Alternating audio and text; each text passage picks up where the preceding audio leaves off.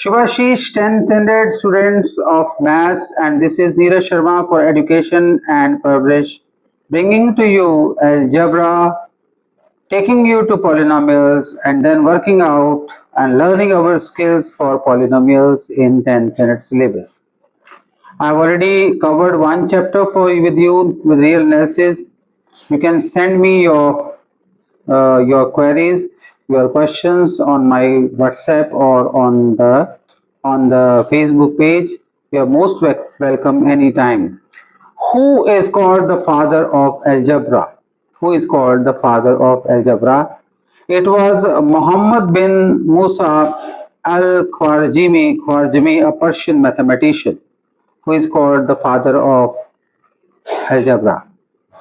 And he made us do the things left and right, bringing all terms containing the variables on the left and then taking the numerals on the right and expressing one variable in terms of another, यानी कि y is equal to mx plus c या y को subject माना किसी भी formula का. Okay और उसके बाद हमने जो चैप्टर शुरू करना है उसका नाम है, उसकी एक बुक थी इनकी बहुत ही बड़ी, उसका नाम है कि कंपेंडियस बुक जिसको हम कहते हैं calculation by completion and balancing. उस बुक का नाम था किताब अलजाब्रा व ई मुकाबला. मेरे को भी कई बार नाम याद करने मुश्किल आती है. किताब अलजाब्रा ई मुकाबला, अलजबरा अल मुकाबला, अलजबरा अल मुकाबला, the compendious book on calculation by completion and balancing. आप क्या करते हो, कोई भी इक्वेशन को लेफ्ट राइट शिफ्ट करते हो, एक्स को राइट में लेके आते हो, वाई को शिफ्ट करते हो. अभी तक आपने linear equations in single variable and double variable की किया था. अभी हम बहुत सारे मल्टीपल करने पा रहे हैं. मैं लेकिन शुरू में I am taking you to this journey of polynomials. Let us continue. May God bless you. So algebra and starting with the father of algebra, a Persian mathematician, Kitab al-Jabra wa Muqabla, the book on calculation by completion and balancing. ये जो word algebra है, इसको al-Jabr, a term used in book referring to the reduction or completion of equation. मतलब आपको मैं छोटी सी बात होता हूँ. मान लीजिए हमारे पास 5x plus 3 is equal to 17 है. तो हम क्या करते हैं, इधर -3 करते हैं, इधर -3 करते हैं, दोनों तरफ -3 करते हैं in order to cancel the plus minus वाली टर्म. तो क्या बन जाएगा, 5x ये 0 हो जाएगा इज इक्वल टू 17 - 3 क्या आ जाएगा, 14. फिर हम क्या करते हैं, दोनों तरफ को 5 से डिवाइड करते हैं. ठीक है, ये कैंसिल हो जाता है. हम कहते हैं it implies x is equal to 14/5. Decimal fraction में नंबर आ गया, 5 2 10, 2.8 ये नंबर आ गया. अब इन सारे मेथड्स को बोलते हैं रिडक्शन एंड कंप्लीशन. मतलब हम क्या करते हैं, वेरिएबल्स को एक साइड में कर देते हैं. कोई भी एक्सप्रेशन लेते हैं, हम लेते हैं 3x + 4y is equal to 7. अब इस इक्वेशन में जो x और y हैं वो वेरिएबल्स हैं. x और y क्या है, दे आर वेरिएबल्स. ओके, और 7 क्या है, कांस्टेंट टर्म. ओके, आप यदि 7 को भी इधर ले आओ तो this will also become a term. याद है आपको, हमने ग्राफिकल प्रेजेंटेशन किया था. क्या किया था हमने, ग्राफिकल प्रेजेंटेशन, जिसमें हमने एब्सिसा और ऑर्डिनेट लिया था. ये इसको 2 डायमेंशनल सिस्टम बोलते हैं, 2 डायमेंशन. अभी आप जल्दी से ही 3rd डायमेंशन के डेप्थ को कंसीडर, जिसको हम जेड एक्सिस बोलते हैं. This is X, this is Y and depth is called the Z axis. Okay, slowly and gradually ये जेड एक्सिस बन जाएगा आपका. यदि आप होल्ड करोगे तो थंब जो है वर्टिकल पॉइंट करेगा, एक जो लाइन है that will be pointing this side and finally it turns into a 3 dimensional figure X Y. Abscissa ordinate, axes के अलोंग वाई 0 होता है, वाई एक्सेस के अलोंग और जेड एक्सेस के अलोंग एक्स और वाई दोनों 0 होते हैं. ओके, 90 डिग्री का एंगल इनके बीच में बनता है. ओके, ये है. यदि हम इसी को, अब अंडरस्टूड है, इसमें 2 वेरिएबल है तो इसको वर्कआउट करने के लिए एक 7x - 3y is equal to एक इक्वेशन और चाहिएगी.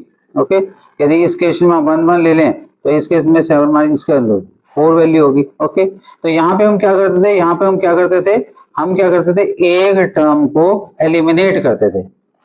अब इसके 2 मेथड हैं. या तो हम क्या करें, एक टर्म से x की वैल्यू निकाल के दूसरी में डाल दें ताकि वो सिंगल वेरिएबल टर्म बन जाएगी. ठीक है, जैसे फॉर एग्जांपल मैं आपको दिखाता हूँ, 3x is equal to 4y को हमने इधर ले लिया -4y plus 7, x is equal to 3 को हम इधर ले आए -4y प्लस 7 डिवाइडेड बाई 3।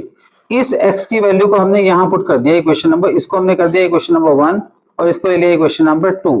हमने x की वैल्यू को यहाँ पुट कर दिया। अब ये क्या बन जाएगी, जब इस x की वैल्यू यहाँ पुट करेंगे तो it will become an equation in y। अब उसके बाद हम y को यहाँ से y को वर्कआउट करेंगे और y को वर्कआउट करने के बाद क्या करेंगे, ये जो हमारी इक्वेशन नंबर 3 आई है 3, इसको हमने कर दिया इक्वेशन नंबर 3, इस 3 नंबर इक्वेशन में पुट कर देंगे तो इसके अंदर x की वैल्यू निकल जाएगी। इस तरह से हम वैल्यू, इसको बोलते हैं method of elimination by substitution. इसमें हम एक टर्म को, दूसरा मेथड क्या है कि किसी एक टर्म को एलिमिनेट कर दो, तो उसमें हम क्या करते हैं 3x plus 4y is equal to 7, और इसमें हम क्या करते हैं नीचे क्या है 7x minus 3y is equal to 4। मान लो ये एक्सप्रेशन है। अब हमारे पास ये इसको या हम चाहें तो x को एलिमिनेट कर सकते हैं और हम चाहें तो y को एलिमिनेट कर सकते हैं। तो इसका कोएफिशिएंट कितना है 3, इसका कोएफिशिएंट कितना है 7, तो इसको किससे मल्टीप्लाई करते हैं 7 से, इसको किससे मल्टीप्लाई करते हैं 3 से, और उसके बाद हम प्लस माइनस करेंगे in order to cancel that term. ये डिपेंड करता है, इसको मल्टीप्लाई किया क्वेश्चन नंबर 1 को 7 से, तो क्या बन गया 21x plus 28y is equal to 49। इसको मल्टीप्लाई किया बन गया 21x minus 9y is equal to 3 4 12। अब हमें क्या करना पड़ेगा, इन टर्म्स को कैंसिल करने के लिए प्लस प्लस से तो कैंसिल होंगी नहीं, तो हम क्या करेंगे सारे टर्म्स के साइंस बदल देंगे, माइनस कर देंगे। सब्ट्रैक्टिंग इक्वेशन नंबर ये जो नई आई मल्टीप्लाई करने के बाद इन थर्ड और फोर्थ को, यदि इसको 1 2 लिया तो ये थर्ड फोर्थ ऑटोमेटिकली ये 1 ये 2 मल्टीप्लाई करने के बाद ये 3 ये 4। ये क्या करते हैं, हमें कन्वीनियंट कर देती हैं कि हमें किस चीज को कैसे वर्कआउट करना है। ये कैंसिल हो गई, यहाँ पे क्या आ गया 37y और यहाँ पे क्या आ गया 37। It implies y is equal to 37 by 37, यानी कि आंसर आ गया 1। अब हम क्या करेंगे, y की वैल्यू को किसी भी दोनों में से एक इक्वेशन में पुट कर देंगे। जैसे मान लीजिए हमने किया कि put value of y in equation number 1। अब हमारी इक्वेशन नंबर 1 क्या है 3x plus 4y is equal to 7। अब हमने क्या किया, हमने इक्वेशन नंबर 1 की वैल्यू पुट की, y की वैल्यू पुट की, y की वैल्यू कितनी है 3x plus 4 into 1 is equal to 7। It implies 3x is equal to 7 minus 4 is equal to 3। It implies 3x is equal to 3। It implies x is equal to 3 upon 3 is equal to 1। Okay, this is the case. Okay, यहाँ पे अब इसका हर question का ना answer लिखना जो होता है, इसका आंसर क्या आ गया, आंसर आ गया x is equal to 1 and y is equal to 2। और इसकी वेरिफिकेशन क्या, कैसे x is equal to 1 and y is equal to 1, इसकी वेरिफिकेशन करनी है। तो वेरिफिकेशन करने का क्या पड़ेगा, हमें किसी भी एक क्वेश्चन में x और y की इक्वल पुट करके बताना पड़ेगा कि the both sides are left hand side is equal to right hand side. मान लो हमने यहाँ पे पुट कर दिया, तो हम यहाँ पे प्रूव करेंगे वेरिफिकेशन में क्या करेंगे x और y की वैल्यू इक्वेशन नंबर 2 में पुट करेंगे, तो लेफ्ट हैंड साइड अलग लेंगे, राइट हैंड साइड अलग लेंगे। जैसे इसको लिख देते हैं वेरिफिकेशन। तो वेरिफिकेशन करेंगे तो क्या आ जाएगा 7x माइनस 3y, ये लेफ्ट हैंड साइड है इक्वेशन नंबर 2 की, तो left hand side 7 into 1 minus 3 into 1 7 minus 3 is equal to 4। अब राइट हैंड साइड क्या है, राइट हैंड साइड कितनी है 4, it means left hand side is equal to right hand side, the equation is verified. Left hand side is equal to right hand side, the equation is verified. ये सारा इसको हमने prove कर दिया, the equation is verified by proving that left hand side is equal to right hand side. Let us move on to a few more terms and start this work. So Muhammad ibn al-Khwarizmi, a Persian mathematician who is also called the father, इनके नाम से दो नाम जुड़े हुए हैं। एक तो पहली बार अलजबरा को यदि इंडिपेंडेंट ब्रांच ऑफ मैथमेटिक्स लिया गया तो वो इनकी वजह से लिया गया, और दूसरा जो वर्ड एल्गोरिथम आती है वो इनके नाम से आती है, ठीक है। और इनका जो नाम है उसको house of wisdom in Baghdad में लिया गया है। मैंने आपको कहा था कि story of maths and science is very very interesting. इनकी मैंने फोटो दे रखी है एक्चुअली आपको, और अब हम स्टार्ट करते हैं 10th स्टैंडर्ड। जब 10th स्टैंडर्ड के हम आते हैं 10th स्टैंडर्ड में, 10th स्टैंडर्ड में टर्म आती है पॉलिनोमियल्स। पॉली का मतलब होता है मैनी, नोमियल्स का मतलब मोनोमियल्स, मोनोमियल का मतलब अ सिंगल टर्म। आप इनके ना, मैं आपको एक इंटरेस्टिंग बात आता हूँ।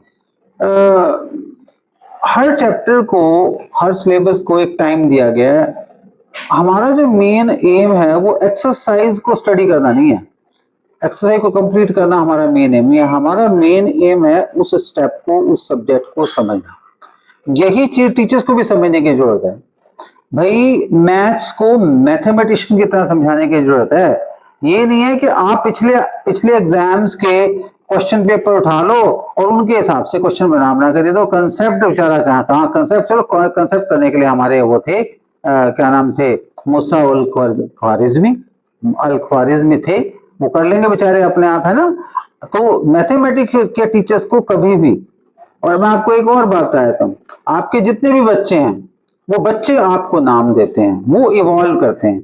यदि आपने उनको ट्रेन कर दिया अपनी स्ट्रेटेजी को इवॉल्व करने के लिए, वही टॉपर्स हैं और वही टॉपर्स। Okay right. आज यदि मैं सचिन तेंदुलकर का बाद नाम क्यों लेता हूँ, या अभी जेमसन है उनका नाम लेता हूँ, जो अभी हमारे बड़े अच्छे प्लेयर थे। हम बुमराह का नाम लेते हैं, Bumrah is called the one of the best bowler in the world. Okay right. हम शर्मा का नाम लेते हैं, ठीक है। ये सारे के सारे इनके भी तो कोचेस थे ना, राइट। लेकिन उन्होंने उन्होंने उस जो स्ट्रेटेजी इनको सिखाई गई, उस स्ट्रेटेजी को इवॉल्व करना सीख लिया, इसलिए वो टॉपर्स हैं, वो आज लीड करते हैं, ठीक है राइट। अब हम करते हैं पॉलिनोमियल्स। ओके, देखो पॉलिनोमियल और फंक्शंस दो टर्म्स आएंगे आपके सामने अभी। ओके, फंक्शन शायद नहीं आएगी लेकिन पॉलिनोमियल्स तो आएगी, ठीक है। पॉलिनोमियल का वर्ड बनता है मोनोमियल से। मैं आपको एक छोटी सी इक्वेशन पे लेके जाता हूं जो आपने अभी करी होगी, मैं फैक्टराइजेशन कराता हूं आपको, ठीक है राइट। अब कोई भी हमारे पास अलजेब्रिक एक्सप्रेशन है, जैसे मान लीजिए हम लेते हैं x square plus 3x minus 1, okay, या एक्स स्क्वायर प्लस 6 ले लेते हैं इसको, ठीक है राइट। कोई भी एक्सप्रेशन लेते हैं, इसको हम पॉलिनोमियल बोलते हैं ऑफ ऑर्डर 2। इसका कितना ऑर्डर है? ऑर्डर इसका 2 है। हम कहते हैं X cube plus 3x square Y plus 3xy square plus Y cube. अब इसमें दो वेरिएबल दिखाए हैं मैंने, कौन कौन से? एक्स और वाई। ये basically x plus Y the whole cube है। ये आइडेंटिटी आपने कर रखी है, ये आइडेंटिटी की है। कौन कौन सी आइडेंटिटी की थी आपने?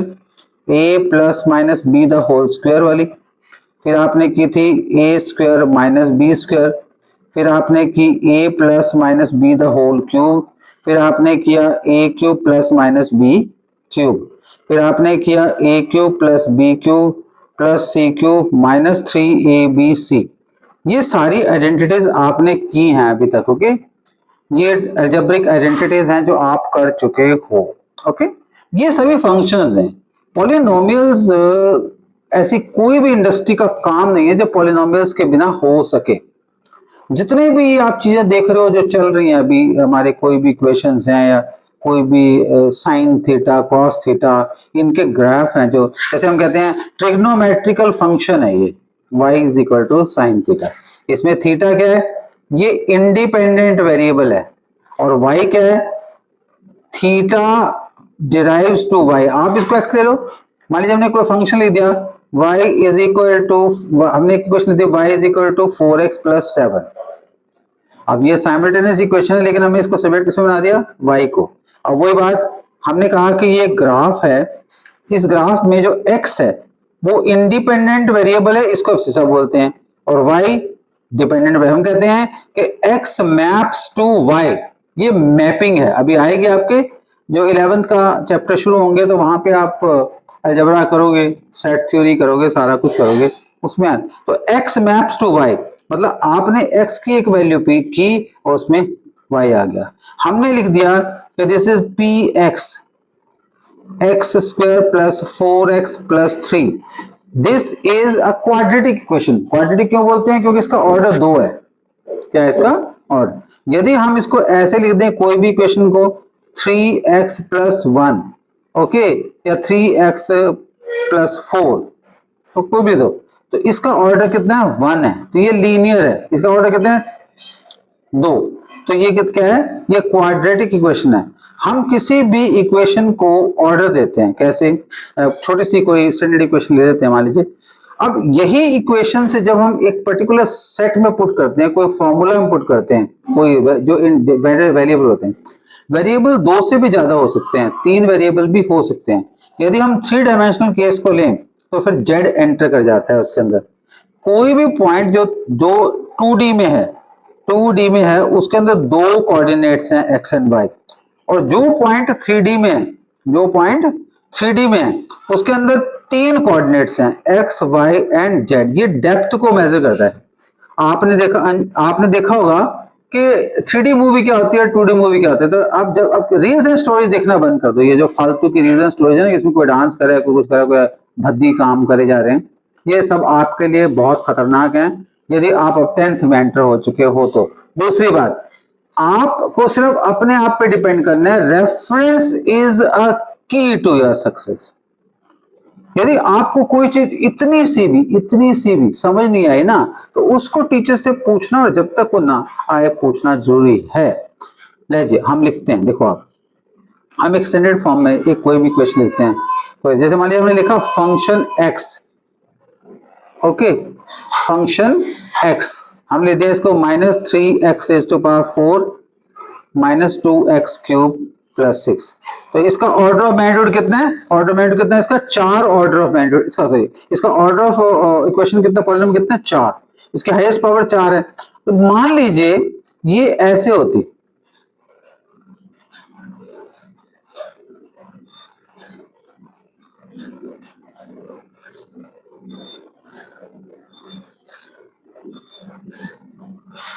मैंने इस ऑर्डर को थोड़ा सा गलत लिख दिया, कोई बात नहीं, डोंट माइंड इट। तो हमें क्या करना पड़ेगा, जितने भी वेरिएबल हैं आपको इन दोनों की पावर को ऐड करना पड़ेगा, या हमें कोई भी एक सिंगल वेरिएबल जिसकी हाईएस्ट पावर हो, इसका ऑर्डर कितना हो गया, इसका ऑर्डर हो गया 3, लेकिन ये 2 वेरिएबल्स के अंदर है, ओके। सारे किसी भी चीज को भूलना अलाउड नहीं है माय डियर बच्चों, ओके। अब मैं आपको एक छोटा सा फैक्टराइजेशन का क्वेश्चन बताता हूँ, जिसमें हमने बहुत सारे मेथड किए थे। मान लो एक फैक्टराइजेशन आपने किया, I am not taking simultaneous equation, simplification या ग्राफ, अभी नहीं ले रहा मैं उनको, बस मैं आपको ये चीज समझाने की कोशिश करता हूँ कि पॉलिनोमियल्स के बिना कोई भी फंक्शन नहीं बनता, किसी भी चाहे वो फिजिक्स है, चाहे वो कुछ भी है। हम क्या करते हैं, यदि 2 वेरिएबल्स को तो वेरिएबल्स रखते हैं, बाकी सबको कांस्टेंट वैल्यूज दे देते हैं, ठीक है ना। मैं आपको छोटा सा एग्जांपल देता हूँ। हम क्या कहते हैं, हम कहते हैं कि फोर्स जो है, force of attraction between 2 charges, वो इसके बराबर होता है, ठीक है ना, राइट। इनके साथ एक कांस्टेंट है, इसका कांस्टेंट Q1 क्या है, चार्ज, Q2 क्या है, चार्ज, d² क्या है, डिस्टेंस, और ये क्या है, the force of attraction, positive positive repel करते हैं, नेगेटिव नेगेटिव रिपेल करते हैं, पॉजिटिव नेगेटिव क्या करते हैं, एक दूसरे को अट्रैक्ट करते हैं, ओके। अब ये एक फंक्शन है, ठीक है। F जो फोर्स है वो किस पे डिपेंड करती है, प्रोडक्ट ऑफ चार्जेस पे डिपेंड करती है, अभी आएगा अभी आपके सिलेबस में, ठीक है, राइट। आपने कहा कि work done force multiply by displacement होता है, या force is equal to mass into acceleration होता है ना, मास इनटू एक्सेलरेशन। अब यदि हम इसमें मास है, कांस्टेंट क्वांटिटी है, तो जब फोर्स लगेगा तो एक्सेलरेशन बढ़ेगा, so acceleration is proportional to force. हमने न्यूटन्स के 3 लॉज करने हैं अभी, ओके। पहला लॉ क्या था, पहला था law of inertia, first law, okay. First law था लॉ ऑफ इनर्शिया, कि कोई भी बॉडी अपनी स्टेट में रहने की कोशिश करती है, चाहे वो स्टेट ऑफ मोशन है, 2 स्टेट्स हैं, rest and motion and direction, okay. वो चेंज नहीं करती जब तक कि कोई एडिक्वेट फोर्स ना लग जाए। दूसरा लॉ क्या कहते हैं, कि जो rate of change of momentum है, मतलब मोमेंटम है इस बॉडी का, मोमेंटम का फॉर्मूला क्या होता है, मोमेंटम का फॉर्मूला होता है P which is equal to the product of mass and velocity, okay. वो कहते हैं कि जो फोर्स है वो rate of change of momentum पे डिपेंड करता है, force is equal to mv minus mu divided by t, rate of change of momentum है, बेसिकली ये वही है, mv minus u by t और ये एक इसके बराबर होगा ए के बराबर, तो एम में ही है ये बेसिकली ना। और थर्ड लॉ क्या कहता है न्यूटन का, action and reaction are equal and opposite, ये कहता है वो लॉ। ओके, तो बिना इसके इक्वेशन के कुछ भी नहीं है। आप वो देखो, आप हार्ट का किसी का ईसीजी हुआ तो आप देखते हो कि यहाँ पे ऐसे ऐसे आ रहा होता है वो। अब ये क्या है, ये बेसिकली एक फंक्शन है, पॉलिनोमियल्स में आता है। ये फंक्शन है जिसके फंक्शन के अकॉर्डिंग हार्ट की रिदम को हम रिकॉर्ड करते हैं। ओके, हम इस रिदम को रिकॉर्ड करते हैं और उसको ग्राफिकल फॉर्म में एक्सप्रेस करते हैं। और ये जो इंस्ट्रूमेंट है, क्या नाम है इस इंस्ट्रूमेंट का, find out what is this instrument called which measures the heartbeat and blood pressure continuously as a monitor. Heart beat monitor, उस मॉनिटर का टेक्निकल नाम बताना है, नहीं तो मैं तो बताऊंगा, ये बताऊंगा डेफिनेटली। हमने ये कह दिया कि ये ऐसे काम करता है जी, धक धक की आपने 9th में किया हुआ है कि लब डब की आवाज आती है। एक बार तो वो हार्ट क्या करता है, ब्लड को अंदर लेता है, दूसरी बार ब्लड को बाहर पुश करता है, और वो वेन्स और आर्टरीज के through, arteries carry pure blood and veins carry the impure blood. Impure blood gets purified at two places, okay, kidneys, और वहां पे ऑक्सीजनेट होता है वो लंग्स के अंदर और बाकी जगह होता है, राइट। तो जब भी कोई इक्वेशन है, कोई भी इक्वेशन है, अभी हम इक्वेशन करेंगे कि जब हम y is equal to X square plus 3x plus 2 इस इक्वेशन को मार्क करते हैं तो वो कैसे बनती है इसके अंदर, ठीक है, ये सारा करेंगे। ये सारा पॉलिनोमियल्स है। So see you in the next chapter tomorrow, next part tomorrow. May God bless you. Please send me the problems of chapter number 1. I'll work them out on tomorrow at 5:30 p.m. May God bless you. Thank you so much. This is Neeraj Sharma for Education and Publish, your guide, your teacher, your mentor. May God bless you.